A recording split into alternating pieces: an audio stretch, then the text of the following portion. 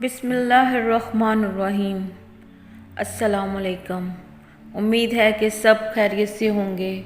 अल्लाह सबको कामयाबियाँ तरक्कियाँ अता फरमाए और सबको भाग लगाए।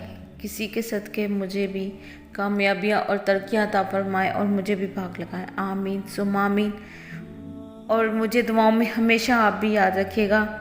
और जो मैं वीडियो शेयर करती हूँ वजीफ़ा वाली या जो भी, उस वीडियो को लाजमी शेयर किया करें ताकि दूसरे लोग भी इससे फ़ायदा उठाएं और जिस मकसद के लिए आप कर रहे हैं आपको भी उसका फ़ायदा हो। क्योंकि जब आप किसी को शेयर करते हैं अच्छी बात तो उसका फ़ायदा आपको भी होता है। जज़ाकल्लाह।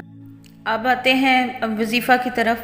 इस तरह है कि जो कोई भी 5 वक्त की नमाज़ पढ़ता है वो हर नमाज के बाद 80 बार 80 दफ़ा या हकम या हकम या हकम पढ़ ले।